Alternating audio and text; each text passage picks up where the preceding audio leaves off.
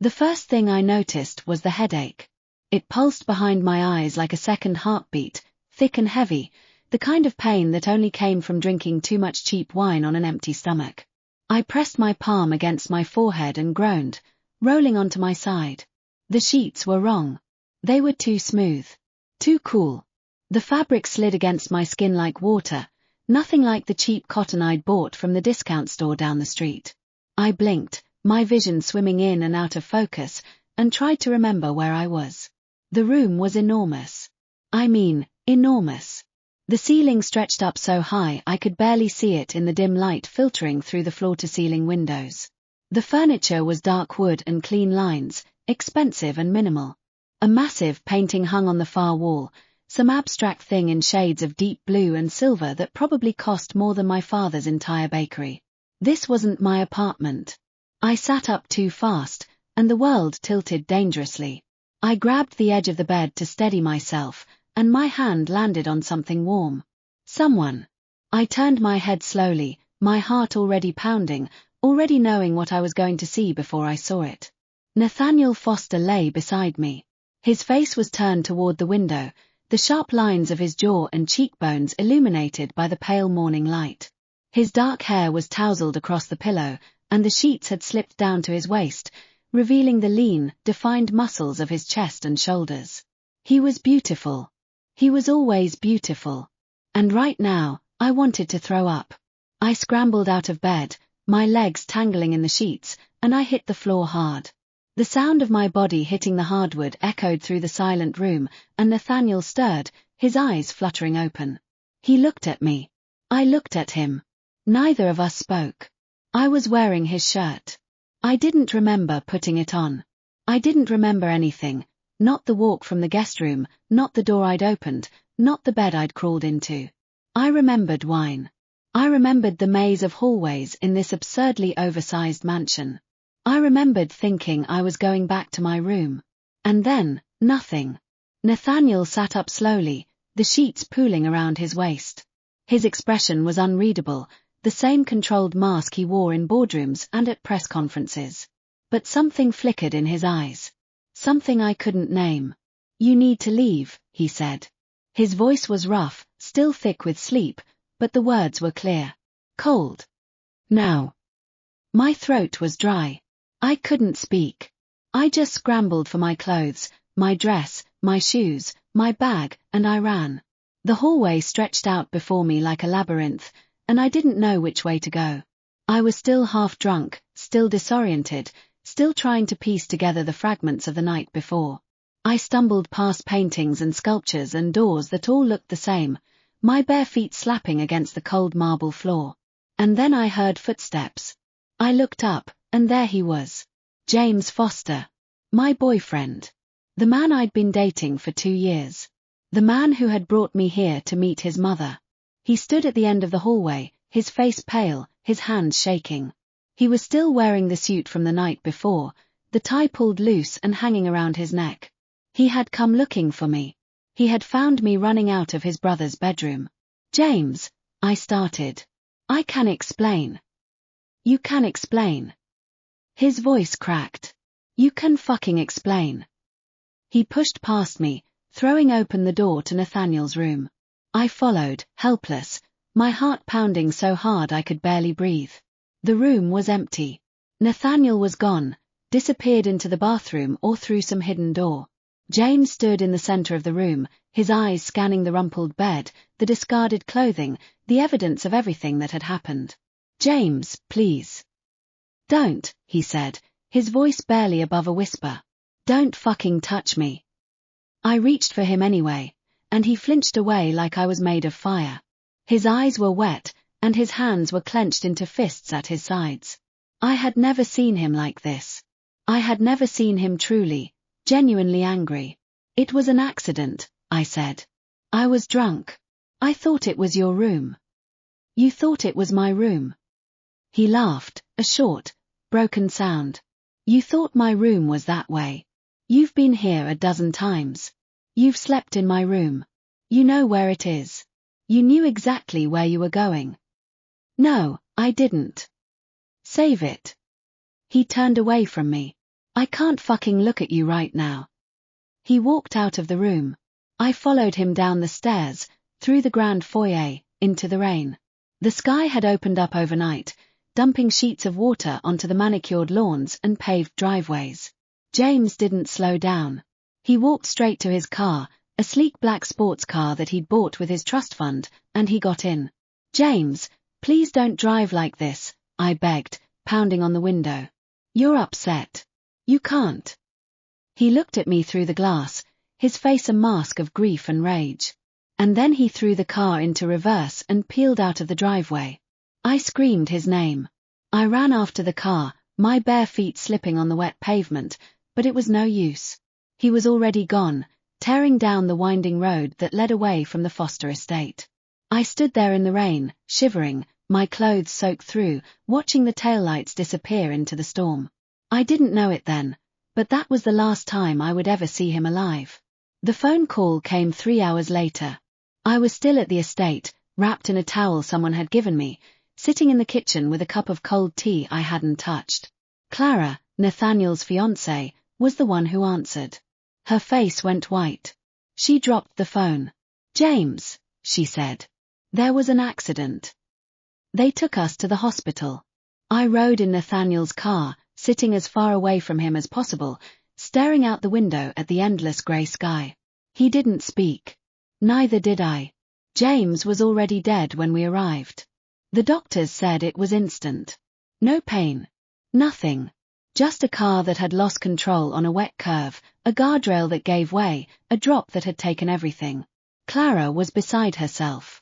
She collapsed into Nathaniel's arms, sobbing, and he held her like she was made of glass. I stood by myself in the corner of the waiting room, dripping wet, still wearing someone else's clothes, and I watched them. I didn't cry.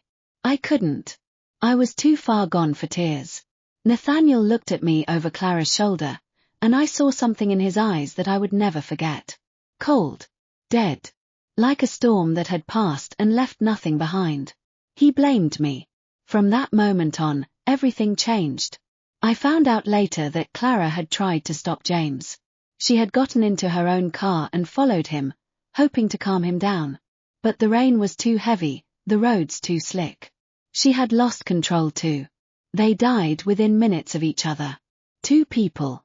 2 lives. Gone. Nathaniel had lost his brother and his fiancée in a single night. And he had nowhere to put the grief except on me. He told me I would pay for what I had done. He told me I would spend the rest of my life making it up to him. And then he made good on his promise. He married me. Not out of love. Out of punishment. The first year was the worst. He didn't touch me, not at first. He just watched me, like I was a specimen under glass, waiting to see what I would do. I stayed in my room most of the time, too scared to leave, too scared to breathe. But then he started showing up. First in my room. Then in my dreams. He would find me in the kitchen, in the hallway, in the garden. He would corner me and whisper terrible things. You seduced him, he would say. You knew exactly what you were doing. I didn't, I'd tell him. It was an accident. I never meant to. Liar. He would grab me then. Hard. His fingers digging into my arms like he was trying to hold himself back from something worse. And then he would make me say it. He would make me admit that I had wanted him, that I had planned it all along, that I was exactly the kind of woman who would destroy a family for her own selfish pleasure. I would sob and shake and say the words. I seduced you. I wanted you. I'm a slut. I'm a whore.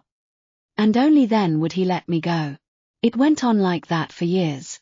Years of humiliation, years of degradation, years of living in a cage made of guilt and fear. He took everything from me, my freedom, my dignity, my hope. And he never once looked back. Then I got pregnant. I didn't know how. I didn't know why.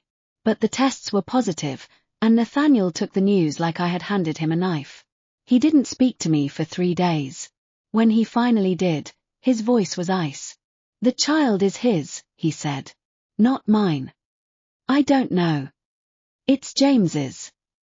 I didn't know whose it was. I still don't. But Nathaniel was convinced. And he hated me for it even more. When the baby was born, I never got to hold him. The nurses took him away, and Nathaniel had him flown out of the country. I don't know where. I don't know who raised him. I never saw him again. After that, I couldn't take it anymore. I tried to run. I got as far as the front gate before his security team dragged me back. Nathaniel punished me the way he always punished me. He made me say the words again. And again. And again. I'm sorry. I'm sorry. I'm sorry. But it was never enough. It was never going to be enough. The night I finally broke, I don't even remember what set me off. I had found a kitchen knife, something I shouldn't have had. I had hidden it under my pillow for days, waiting for the right moment. And when Nathaniel came into my room that night, I didn't think. I just acted. I stabbed him. Once. Twice. 3 times. I lost count after that. All I remember is the look on his face, shock, then pain, then something else. Something that almost looked like relief. He didn't fight back. He just let me do it. And then I ran. I ran down the stairs, through the foyer, up to the attic. I don't know why I went up. I guess I thought I could hide. I guess I thought I could disappear. But there was nowhere to go. There was never anywhere to go. I tripped on the last step, and I fell. The fall was long. It felt like falling forever. And then, nothing. When I opened my eyes again, I was back. I was in my apartment. My tiny, cramped apartment with the cheap furniture and the rattling windows and the smell of bread from the bakery downstairs. My phone was ringing. The caller ID said James. I stared at it for a long time. My thumb hovered over the answer button. My heart was pounding so hard I could feel it in my throat. But I didn't want to talk to him. I didn't want to see him. I didn't want to go anywhere near the Foster family ever again. I answered the phone, and I said the words I had been too scared to say the first time. We're done, James. Don't call me again.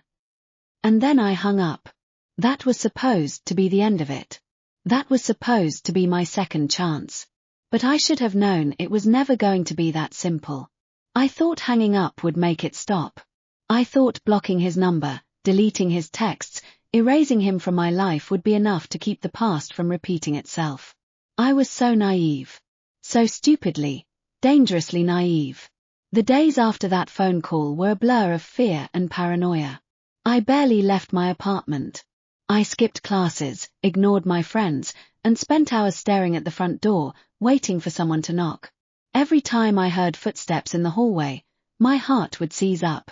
Every time my phone buzzed, I would flinch like I'd been burned. I was waiting for Nathaniel. I knew he would come. He had to come. If he was alive, if he remembered, he would find me. He would punish me the same way he'd punished me before. Only this time, I wouldn't have the excuse of ignorance. This time, I knew exactly what I'd done. I'd stabbed him. I'd watched him bleed. I'd left him to die on that cold, expensive couch with his blood soaking into the white fabric. He would never forgive me for that. I barely slept. When I did, I dreamed of him. His hands on my throat. His voice in my ear. The words he made me say over and over until they lost all meaning. I woke up screaming more than once. My father noticed. Of course he noticed. I was all he had left, and he worried about me the way only a parent could. "Baby girl, what's going on?" he asked one morning, standing in my bedroom doorway with a cup of coffee in his hand. "You haven't been yourself. You look like you haven't slept in a week." "I am fine, Dad," I lied. "Just stressed about exams." He didn't believe me. I could see it in his eyes, the worry, the helplessness. But he didn't push. He never pushed. "If you need to talk," he said, "I'm here." I nodded. I couldn't talk. I couldn't even begin to explain what had happened to me, because it hadn't happened yet. Not in this timeline. Not to this version of me. I was the only one who remembered. Or so I thought. It happened on a Thursday. I was lying in bed, scrolling through my phone, trying to distract myself from the endless spiral of anxiety that had become my constant companion. I'd been avoiding my classes, avoiding my friends, avoiding the world. I was too scared to leave the apartment. Then my father burst through my door. His face was pale. His hands were shaking. He was holding his phone in a white-knuckled grip, and his eyes were red. "Baby," he said, his voice cracking. "It's James. He's been in an accident." The world tilted. I sat up, my heart slamming against my ribs. "What?" "They called me. He was speeding, lost control, hit a guardrail." My father swallowed hard. "He's at the hospital. They don't know if he's going to make it." I couldn't breathe. I couldn't think. All I could see was James's face the last time I'd seen it. Pale, devastated, destroyed by what I'd done. "Baby, are you okay? Stay with me." I was already out of bed. Already pulling on clothes, grabbing my keys, running out the door. This couldn't be happening. Not again. Not like this. The hospital was a blur of fluorescent lights and antiseptic smells. I didn't remember driving there. I didn't remember parking, walking through the doors, giving my name to the nurse at the front desk. I just found myself in the waiting room, staring at a closed door, unable to move. My father was beside me. He'd followed me, of course. He was saying something, words I couldn't hear over the roaring in my ears. The door was closed. I was terrified to open it. I was terrified of what I would find on the other side. 2 bodies. That's what I'd seen the last time. 2 bodies in the rain, broken and bloody and cold. James and Clara, both gone, both dead because of me. If this timeline was already unraveling, if he was already. I couldn't finish the thought. I took a step forward.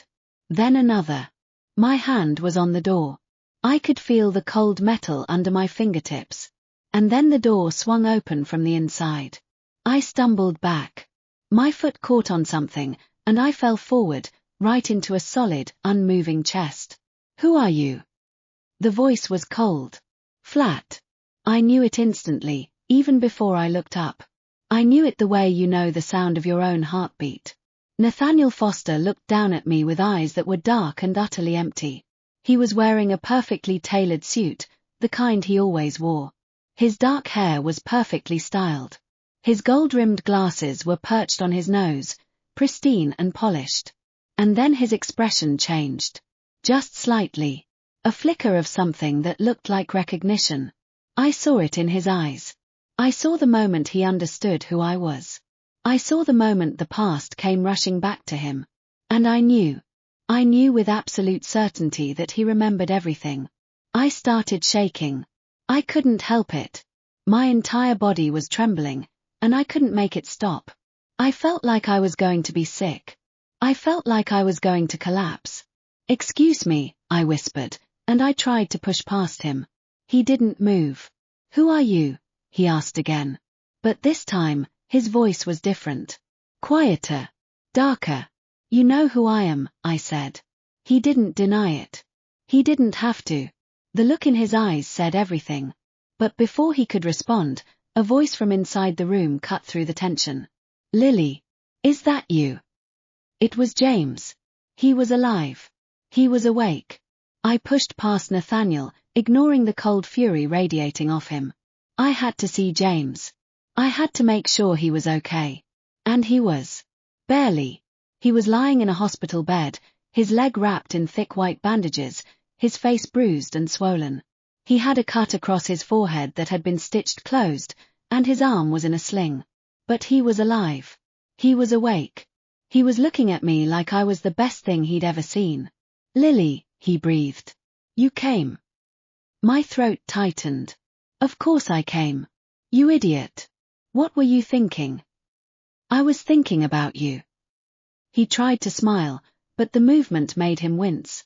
"I was thinking about how much I miss you. James, we broke up.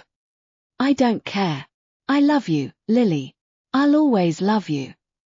I didn't know what to say to that. I just stood there, frozen, while he reached for my hand with his good arm. "Don't push me away," he said. "Please. I can't do this without you." I wanted to tell him no. I wanted to walk away and never look back. But the words wouldn't come. Nathaniel was standing in the doorway, watching us with an expression I couldn't read. Then Clara appeared beside him. She had been somewhere else, getting coffee, maybe, and she was holding a paper cup in her hands. James. She rushed to his bedside. Oh my God, you're awake. I was so worried. I'm fine, Clara. It's just a broken leg. A broken leg and a concussion and a dislocated shoulder, she said. You're lucky you're alive. I know. James looked at me. I'm lucky. I'm the luckiest guy in the world. Clara's expression shifted. She looked at me, then at James, then at Nathaniel. She didn't say anything, but I could see the confusion in her eyes. I'll get the doctor, she said finally. He'll want to know you're awake. She left, and the room fell into an awkward silence. I was still holding James's hand. I should have let go. I should have pulled away. But I couldn't make myself do it. Nathaniel watched me like a hawk. His eyes were fixed on my hand, on James's hand, on the point where we touched. You must be Lily, he said. His voice was calm, controlled. The perfect mask. Yes, I said. And you must be Nathaniel, the famous brother who abandoned him. I didn't mean to say it. The words just came out. Nathaniel's expression didn't change. But something in his eyes darkened. I didn't abandon him. I was trying to protect him. By sending him away. By cutting him off. He needed you, and you weren't there. James squeezed my hand. Lily, stop. It's complicated. Nothing is complicated, I said. Family is supposed to be there for you. And he wasn't. Nathaniel didn't respond. He just looked at me with those cold, dark eyes, and for a moment I was back in that room again. Back on that bed. Back in that endless nightmare. I was shaking. I couldn't stop. Lily. James's voice cut through the fog. Lily, are you okay? I swallowed. I have to go. Lily. I have to go. I pulled my hand away. I turned around and walked out of the room. Nathaniel followed me. I didn't hear him coming. One moment I was alone in the hallway, and the next, his hand was wrapped around my wrist, yanking me into a storage closet. The door slammed shut behind us. The only light came from a small bulb overhead, casting harsh shadows across his face. What are you doing? I hissed. Let me go. Not until you tell me the truth. I stared at him. What truth? Don't play games with me. His grip on my wrist tightened. I know what happened. I know what you did. I didn't do anything. You stabbed me. His voice was low, barely above a whisper. You stabbed me 9 times. And then you left me to die. I felt the blood drain from my face. How do you know that? Because I was there. He leaned in closer. Because I remember everything. The rain. The glass. The pain. And your face, looking down at me like I was nothing. He reached up and pressed his hand against his chest. Right over the spot where I'd stabbed him. I don't know what you're talking about. Yes, you do. You remember. I can see it in your eyes. I was trapped. There was nowhere to run. The walls were closing in, and Nathaniel was looking at me with those cold, empty eyes, and I knew he was going to make me pay. Stay away from James, I said.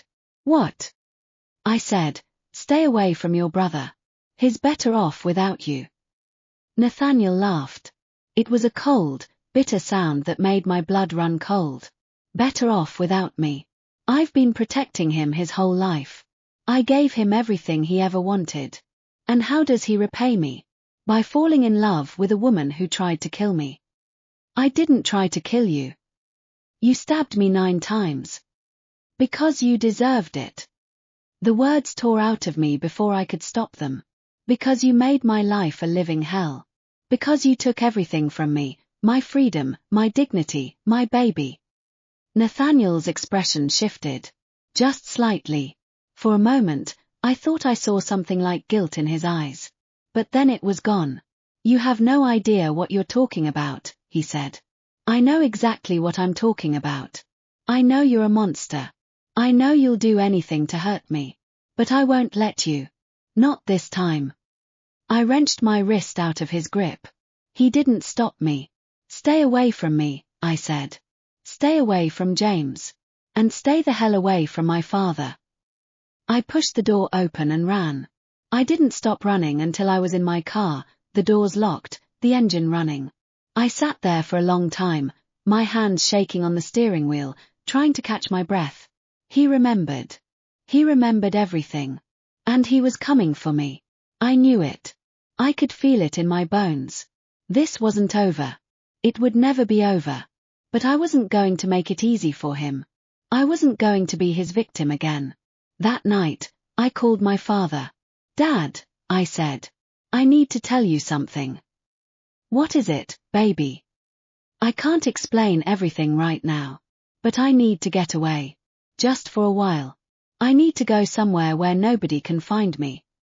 There was a long silence on the other end of the line. Lily, my father said slowly, you're not running from something, are you? Yes, I said. I am. He didn't ask any more questions. He just said, where do you want to go?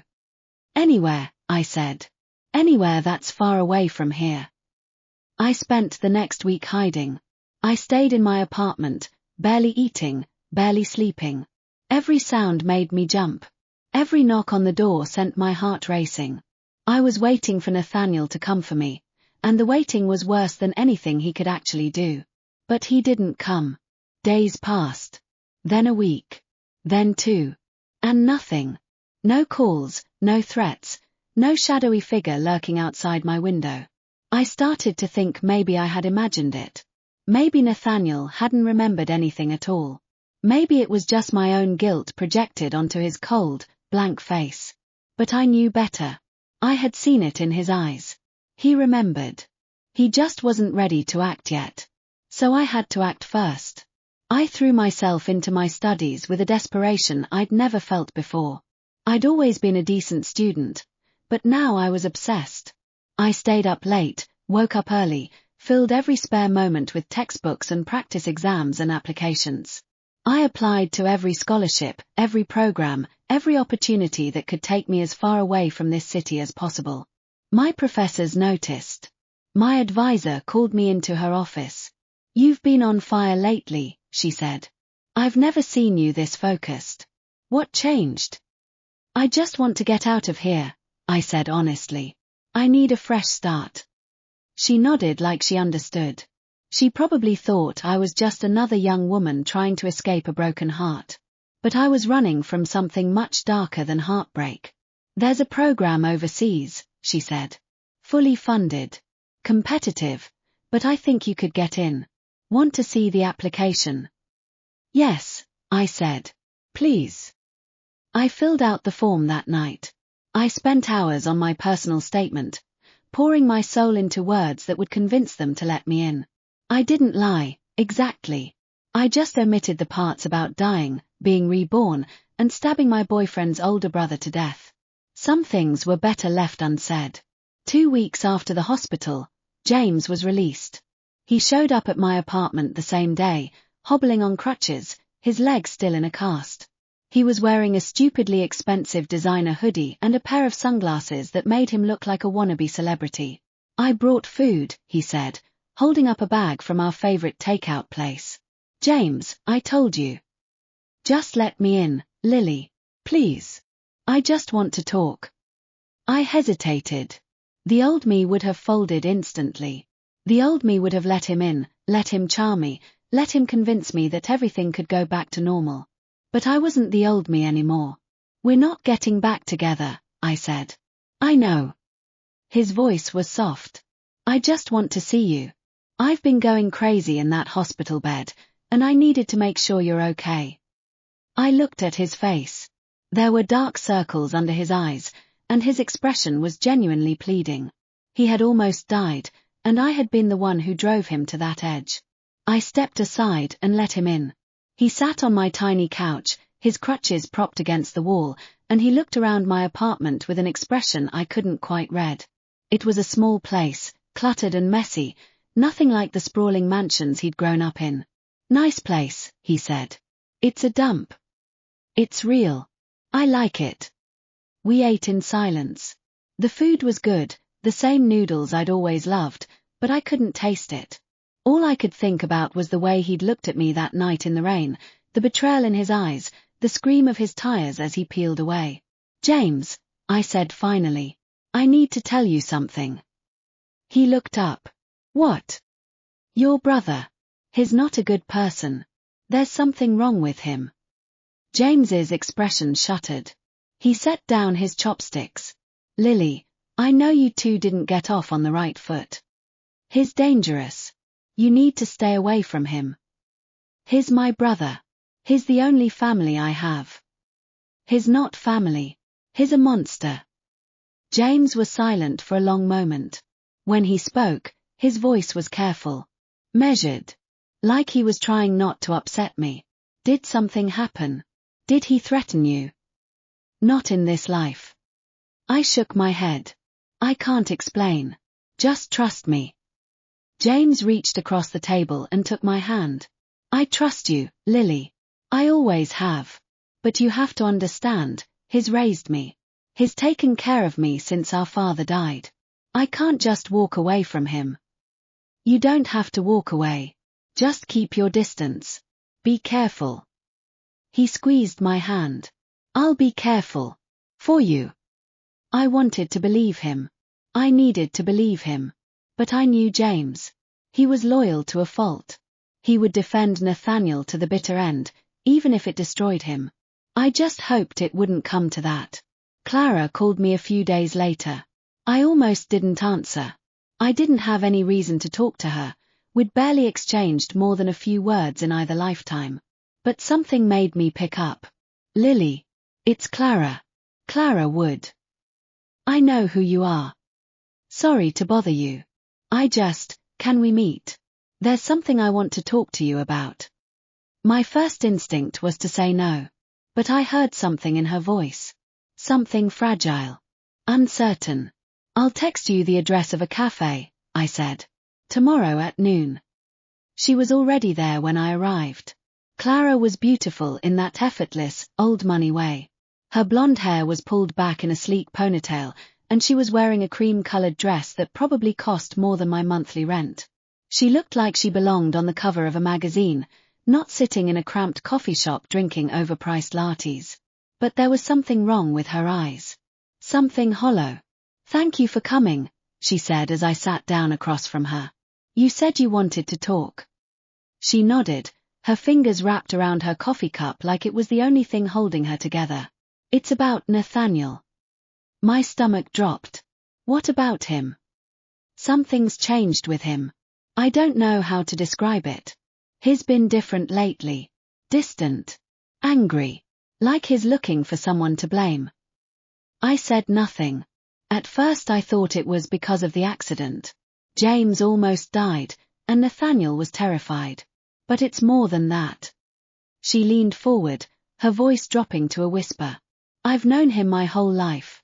He's always been controlled, always measured. But now, he's like a caged animal. Ready to lash out at the first person who gets too close. Maybe he's just stressed, I offered weakly. No. It's not stress. She shook her head. He's obsessed with something. He won't tell me what. But I see it in his eyes. He's planning something. I felt cold all over. What kind of plan? I don't know. But I'm scared, Lily. I'm scared of what he might do. She looked at me, and I saw something in her expression that I hadn't expected. Fear. Genuine, raw fear. Stay away from him, I said. Whatever you do, stay away from him. I can't. We're engaged. Our families have been planning this wedding since we were kids. Then break it off. She laughed, a bitter, hollow sound. You don't understand. Our families are entwined. If I break things off, it'll destroy everything. Better to destroy a wedding than to destroy your life. She didn't answer. She just stared at her coffee cup, her eyes distant and lost. I wanted to tell her more. I wanted to warn her about the kind of man Nathaniel really was. But how could I explain it? How could I tell her that I had killed him in another life? That he had tormented me for years? That he had taken everything from me? She wouldn't believe me. She couldn't believe me. So I just sat there, holding my coffee, and watched her fall apart. The first time I saw Nathaniel again was at a charity gala. I didn't want to go. I had been invited by my university advisor as part of a networking event for scholarship recipients, and I had tried everything to get out of it. But my advisor insisted. This is a huge opportunity, she said. You can't pass this up. So I went. The ballroom was enormous, filled with crystal chandeliers and champagne flutes and people in designer clothes who looked like they'd never worked a day in their lives. I felt like a fraud, wearing a borrowed dress and trying not to spill anything on the white tablecloth. I saw Nathaniel across the room. He was standing near the bar, talking to a group of older men in expensive suits. He was wearing a perfectly tailored tuxedo, and he looked like he'd just stepped out of a magazine spread. His gold-rimmed glasses glinted in the light, and his smile was polished and fake. I looked away quickly. I didn't want him to see me. But it was too late. He'd already seen me. I felt his gaze on the back of my neck, cold and predatory. I didn't need to turn around to know he was watching. I could feel it, like a hand closing around my throat. I tried to move deeper into the crowd, to lose myself in the sea of strangers. But he followed me. Methodically. Patiently. Like a hunter tracking his prey. I ducked into a side hallway, hoping to find a bathroom where I could hide until the event was over. But the hallway was empty, and I heard footsteps behind me. Running away, Lily. I froze. Nathaniel stepped out of the shadows, his tuxedo perfectly crisp, his expression unreadable. He looked like a predator who had cornered his prey. I wasn't running, I said. You were. You always run. It's what you do best. What do you want? He stepped closer. I stepped back. I told you to stay away from my brother. I'm not with him. We broke up. Then what were you doing at his hospital bedside? What were you doing in his room? I was saying goodbye. His hand shot out and grabbed my wrist. Don't lie to me. I'm not lying. I don't want anything to do with him. I don't want anything to do with you. I'm leaving, Nathaniel. I'm going away. His grip tightened. Where? Somewhere far away from here. He was silent for a long moment. His thumb pressed against my pulse, feeling the frantic rhythm of my heartbeat. You can't leave, he said finally. Watch me. I'll stop you. You can try. I wrenched my hand away from him. I was shaking, but I refused to show fear. I refused to let him see how much he still scared me. You think you can run from your mistakes, he said. But you can't. They follow you. They're not my mistakes. They're yours. I turned and walked away.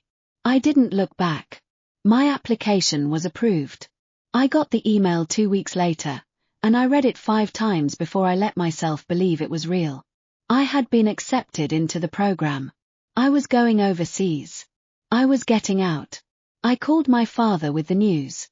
He was so proud, I could hear the tears in his voice. That's my girl, he said. You're going to do great things. I love you, Dad.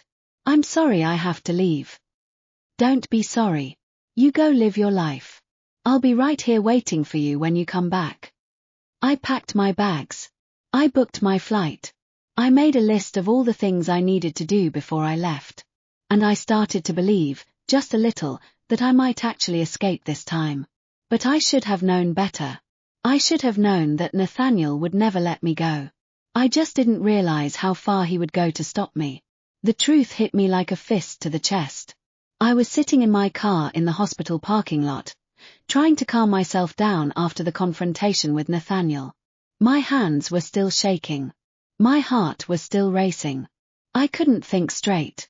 And then I saw something that made everything click into place. Clara's car. It was parked in the same spot I'd seen it the night of the crash, the night she'd died chasing after James. It was a sleek silver sedan, expensive and pristine, and it looked exactly the same as it had in my previous life. But this time, I noticed something I hadn't noticed before. A figure was crouched near the front tire, a dark hoodie pulled over his head. He was holding something in his hands, a tool of some kind. A wrench. A screwdriver. I didn't stop to think. I threw open my car door and ran toward him. "Hey!" I shouted. "What are you doing?" The figure jerked upright. He had a mask over his face, but I could see his eyes, panicked, furious. He dropped the tool and bolted. I ran after him. I was fast, but he was faster. He weaved through the parked cars, disappearing into the shadows of the parking garage. I followed him around a corner, and then I saw the knife. It flashed in the dim light, and I stumbled backward, tripping over my own feet. He lunged. I threw up my arms to protect my face, bracing for the impact. But it never came. Instead, I heard a grunt of pain and a dull thud. I opened my eyes and saw Nathaniel standing over the masked figure, his hand gripping the man's wrist, twisting it until the knife clattered to the ground. Nathaniel's hand was bleeding. The blade had cut through his palm, and blood was dripping onto the concrete. "Run!" Nathaniel shouted at me. "Get out of here!" I didn't move. I couldn't. The masked man tried to get away, but Nathaniel held on. Security guards swarmed the garage, shouting and tackling the figure to the ground. Someone called the police. Someone else called an ambulance. I stood there, frozen, watching Nathaniel's blood pool on the ground. He'd saved me. He had no reason to save me. He had every reason to let me die. And yet he'd thrown himself in front of a knife. The police took our statements. The masked man was a former employee of Foster Industries, someone Nathaniel had fired years ago. He'd been stalking Nathaniel for months, planning to kill him and make it look like a random attack. When he couldn't get close to Nathaniel, he decided to go after Clara instead, to use her to hurt Nathaniel. The man had been arrested, and the car had been inspected. The mechanic found the tampered brake lines, the same kind of sabotage that had caused Clara's crash in my previous life. It wasn't an accident. It was never an accident. I sat in the police station, staring at my hands, trying to process everything I'd learned. James had died because someone had sabotaged Clara's car. She had been driving too fast, trying to catch up to him, and when her brakes failed, she lost control. James had been caught in the wreck. They weren't just victims of a tragic coincidence. They were targets. And now, in this life, the same thing had almost happened again. Nathaniel was taken to the hospital. His hand was badly cut, several tendons, the doctor said. He would need surgery and physical therapy, but the damage was repairable. He would be fine. I didn't visit him. I couldn't bring myself to visit him. The thought of standing in another hospital room, watching him lie in another bed, was too much. But I sent flowers. I didn't even know why. It was stupid. He was my tormentor. He was my enemy. Why would I send him flowers? But I did. And when Clara called me the next day, her voice was shaking. "Lily," she said. "Something happened." What happened? Nathaniel called off the engagement. I felt the air leave my lungs. He did. He told me he couldn't marry me. He said it wouldn't be fair to me. He said he wasn't the man I thought he was. She laughed bitterly. He said he loved someone else. Who? I don't know. He wouldn't tell me. He just said I deserved better. I didn't know what to say. How could I tell her that I knew exactly what Nathaniel had done, that I had lived through his cruelty, that I had seen the real man behind the polished facade? How could I tell her she was lucky to be free of him? Clara spoke again, her voice quiet and lost. "Lily, I think you should come to the hospital. There's something he wants to tell you." "No." The word came out sharp, panicked. "I can't. I won't. Please. He's not the same, Lily. I don't know what's happened to him, but he's different now. He's broken." I hung up the phone. I didn't want to hear any more. But I couldn't stop thinking about what she'd said. He's different now. I refused to believe it. Nathaniel was a monster. He had always been a monster. A few stitches and a near-death experience couldn't change that. But when I closed my eyes, I saw the look on his face as he'd pushed me out of the way of that knife. Not hate, not cruelty, fear. He was afraid for me. And I had no idea what to do with that. The next few weeks were a blur of uncertainty.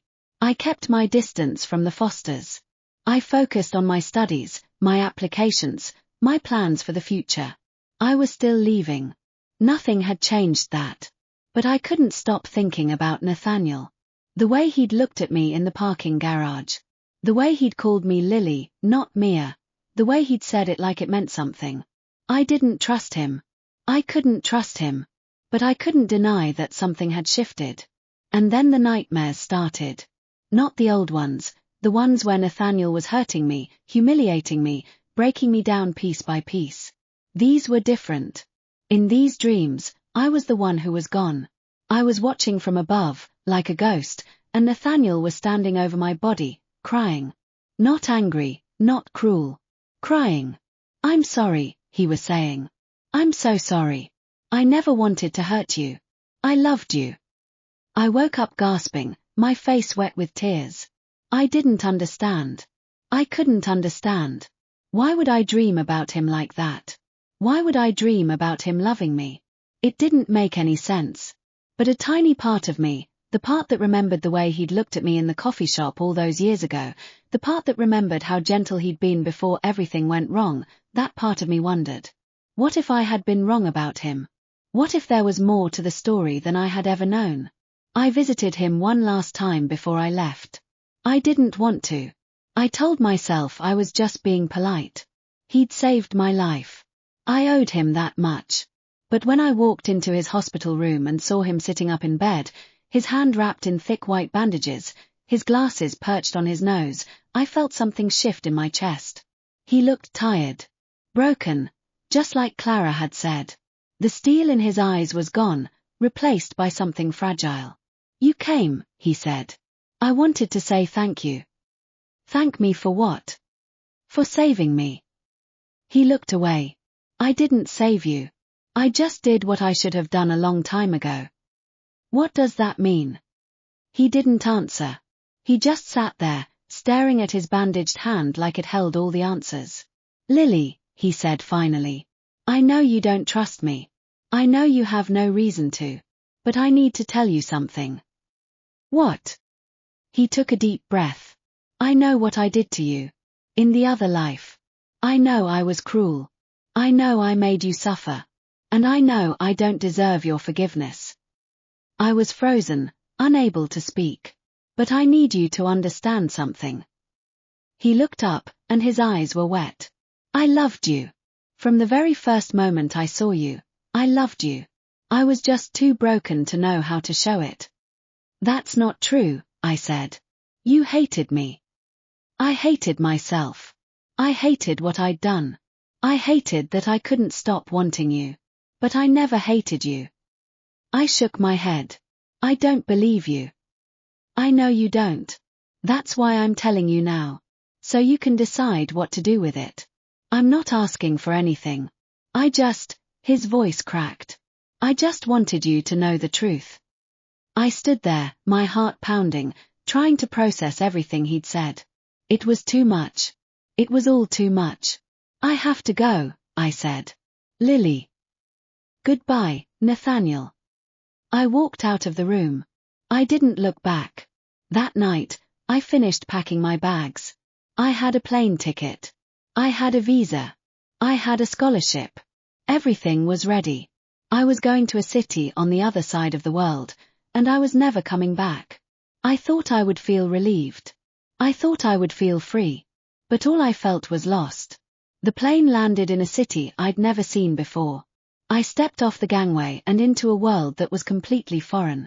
The air smelled different. The light was different. The people around me spoke a language I barely understood. I was alone. Truly, completely alone. And for the first time in 2 lifetimes, it felt like freedom.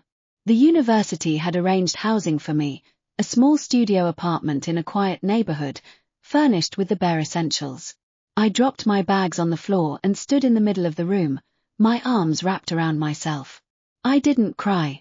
I'd done enough crying. I just stood there, breathing in the unfamiliar air, letting myself believe that maybe, just maybe, I had finally escaped. The first few weeks were a blur of orientation classes and paperwork. I met other international students, made a few friends, and slowly started to build a life. I threw myself into my studies with the same desperate intensity I'd felt back home, using the work as a shield against my own thoughts. But at night, when I was alone in my tiny apartment, I couldn't stop thinking about him. Nathaniel. I saw his face every time I closed my eyes. I heard his voice in the silence. I remembered the way he'd looked at me in the hospital room, broken and lost and full of words he'd never said before.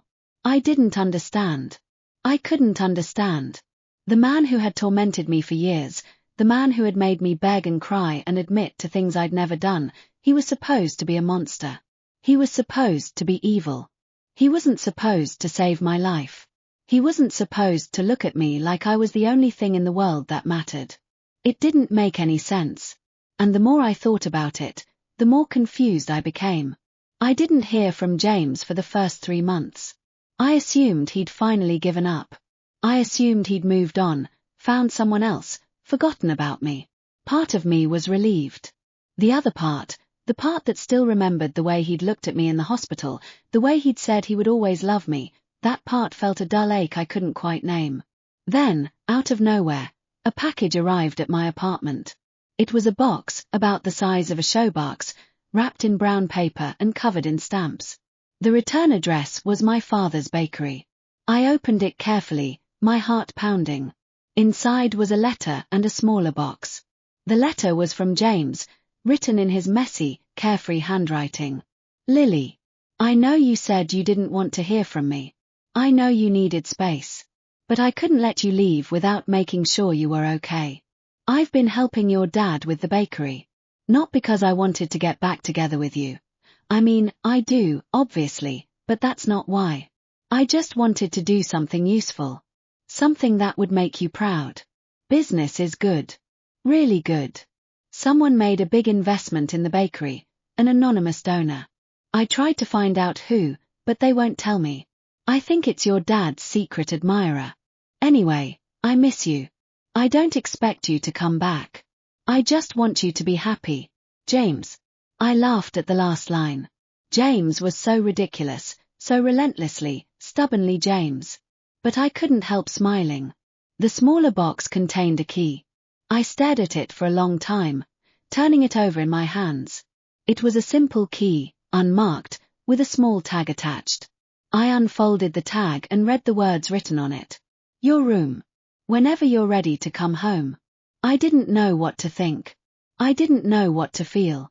I put the key back in the box and pushed it to the back of my closet. I wasn't ready.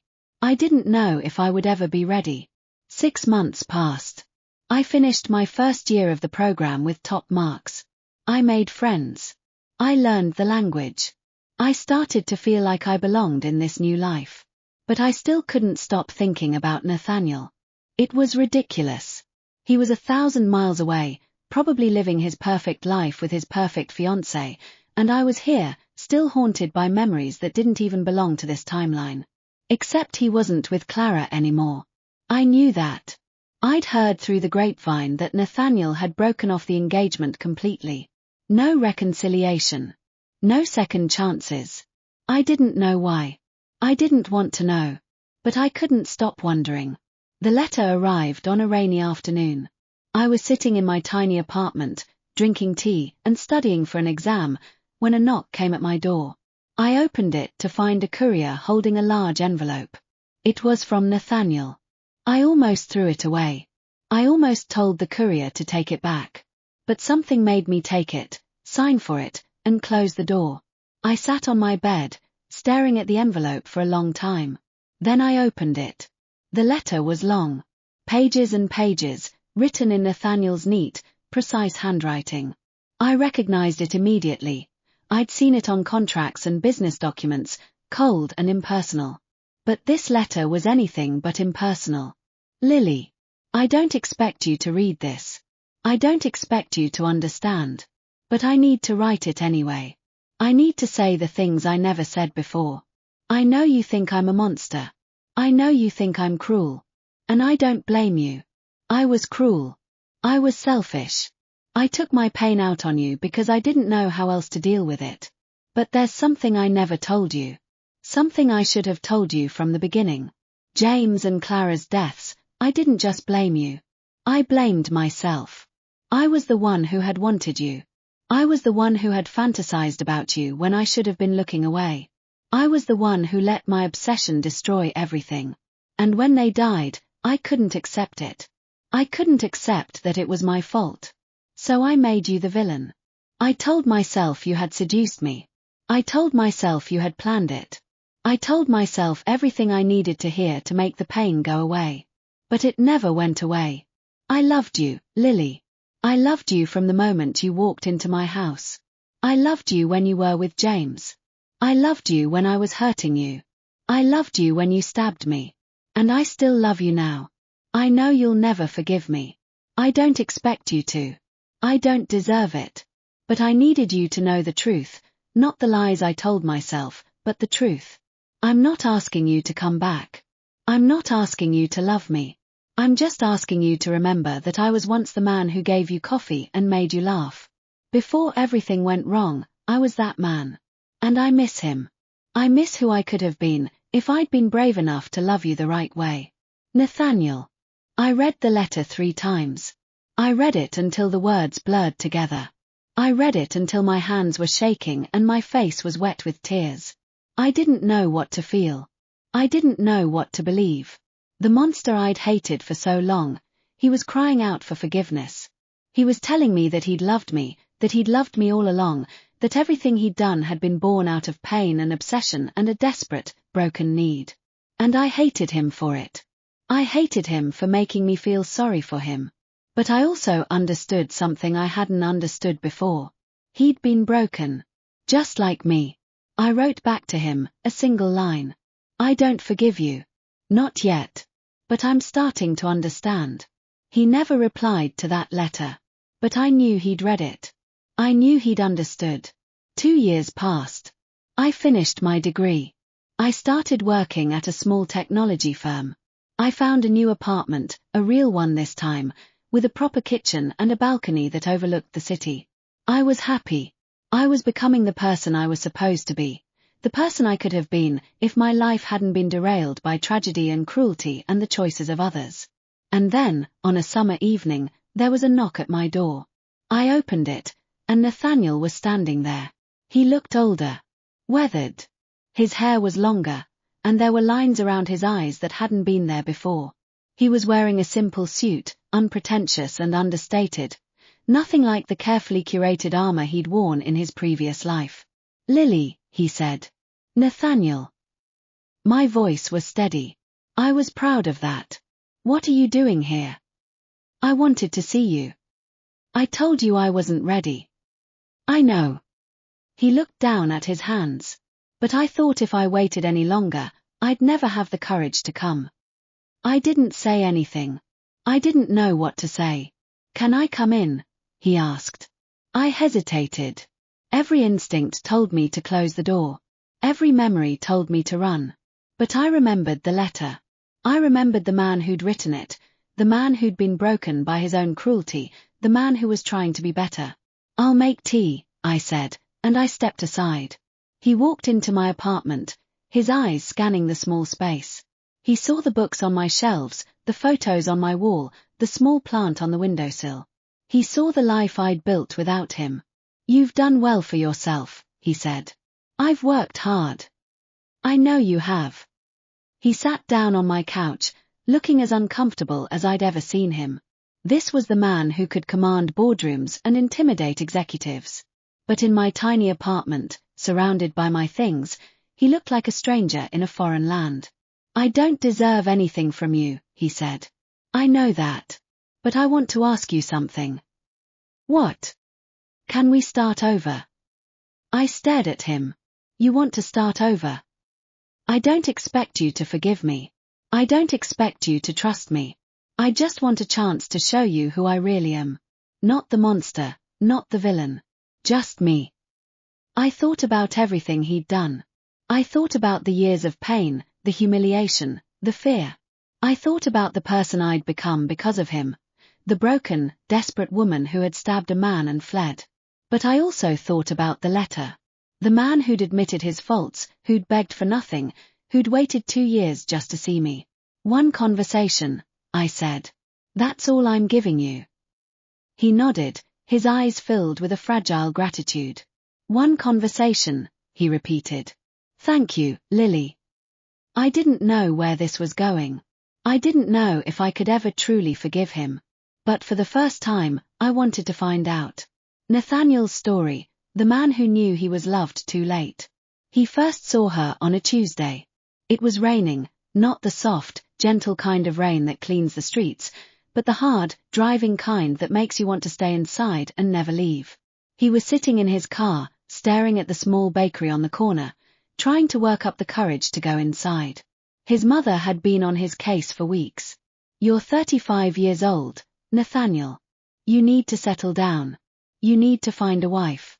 You need to give me grandchildren before I die." He didn't want a wife. He didn't want children. He didn't want any of it.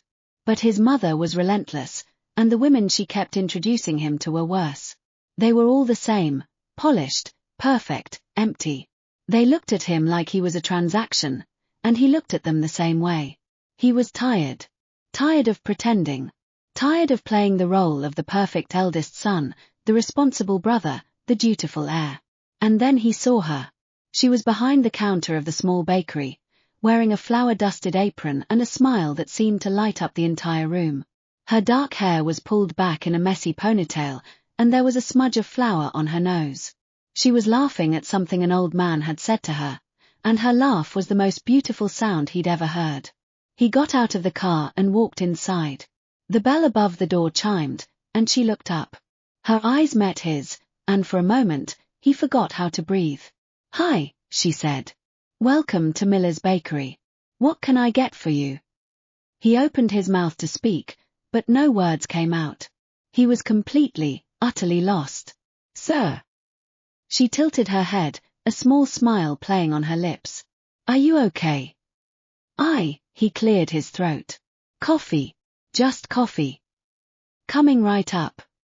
He watched her move behind the counter, graceful and efficient. She was beautiful, but it wasn't just that. There was something about her. Something warm and genuine and real. She handed him a cup of coffee, and their fingers brushed. Her skin was warm against his, and he felt a jolt of electricity shoot through him. "That'll be $2.50, she said. He gave her a $10 bill and told her to keep the change. Her eyes widened. "That's too much." "It's not," he said. "Keep it." She smiled again, and he knew he was in trouble. He couldn't stop thinking about her. Her name was Lily. He heard her father call her that when she dropped a tray of pastries, and he scolded her, his voice full of affection. "Lily, be careful. You're going to break everything in this shop." She laughed, brushing off his concerns. "Relax, Dad. I've got it." He started going back. Every Tuesday, same time, same order. Coffee, black, with a side of watching her. She noticed him eventually, and she started calling him by name. "Mr. Foster," she said one day. "You're here again. You can call me Nathaniel." Nathaniel. She tested the name, letting it roll off her tongue. "That's a nice name. Very distinguished." "It's just a name." "No name is just a name." She grinned at him, and he felt his heart skip. Every name has a story. He wanted to tell her the story. He wanted to tell her everything, about his broken family, his cold mother, his wild younger brother. He wanted to tell her about the weight he carried every day, the burden of being the responsible one, the one who always had to fix everything. But he didn't. He just smiled and took his coffee and left. The day he met his brother was the worst day of his life. He walked into the bakery, expecting to see Lily behind the counter.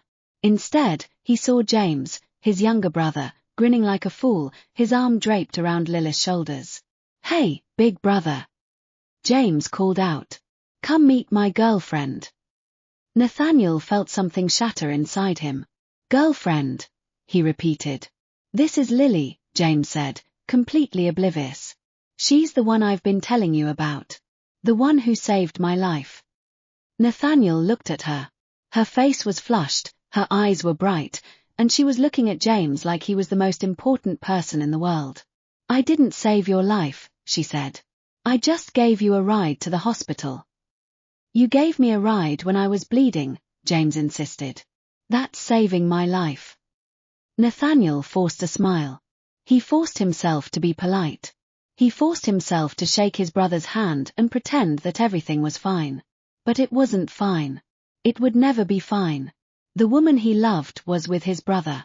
And he had to watch her be happy with someone else. The years that followed were agony. He watched them together. He watched her laugh at James's terrible jokes. He watched her hold his hand. He watched her kiss him, casual and easy, like she had never known anything else.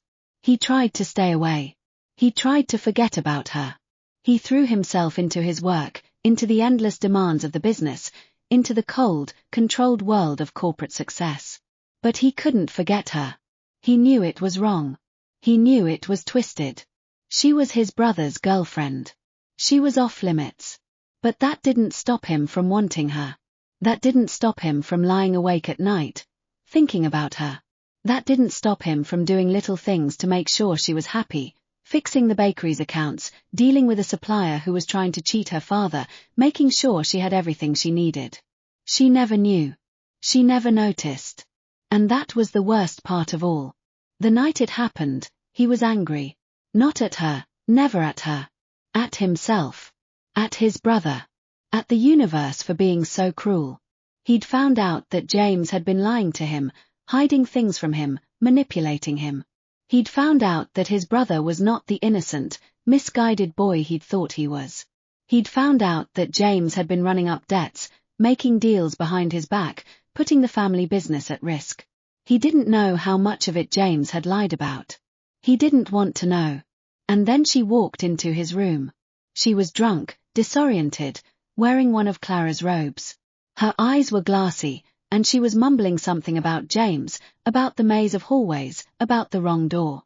She collapsed onto his bed, and he watched her, frozen. He knew he should have stopped her. He knew he should have taken her back to her own room, woken her up, made sure she was safe. But he couldn't move. He couldn't breathe. She was here. In his bed. In his room. And he was too weak to resist. The next morning, everything changed. She woke up, saw him, and ran. He stayed in bed, staring at the ceiling, trying to make sense of what had happened. It had been a mistake, a terrible, unforgivable mistake. But it had also been the best night of his life. James found out. He confronted him, his face twisted with rage and grief. They fought. James stormed out. And then the accident happened, and everything fell apart. James was gone. Clara was gone. And Nathaniel was left with nothing but the guilt. He blamed Lily. He needed to blame her. Because if he didn't, he would have to blame himself.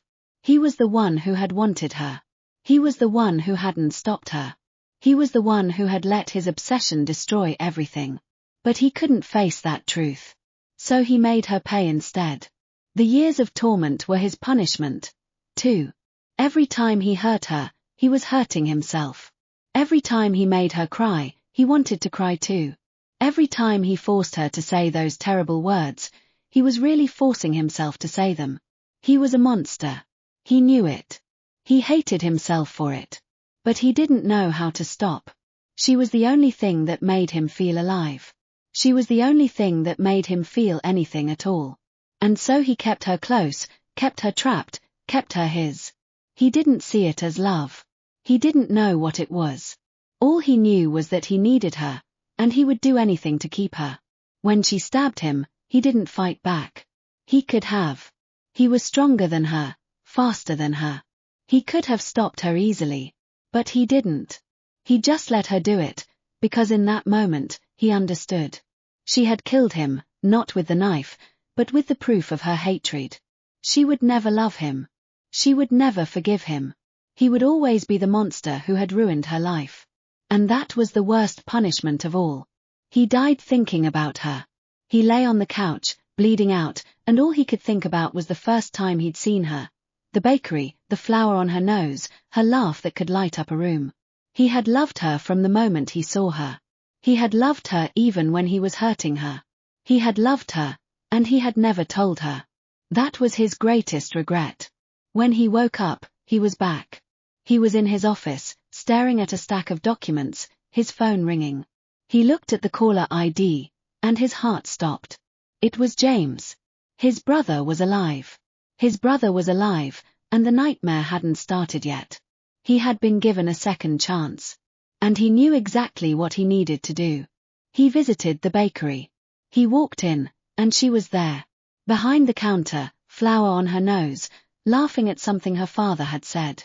She was young and beautiful and innocent. And he knew that if he told her the truth, she would run away. So he didn't tell her. He just watched her, like he'd always done, and waited. Waited for the right moment. Waited for her to be ready. Waited for the chance to tell her that he loved her, that he had always loved her, that he would spend the rest of his life trying to make it up to her. He was patient. He was determined. He was no longer the man who had let his obsession destroy everything. He was someone new. Someone who had learned from his mistakes. And he was going to win her back. Not through force, not through control, but through truth. It might take years. It might take decades. It might take the rest of his life. But he had already waited a lifetime. He could wait a little longer.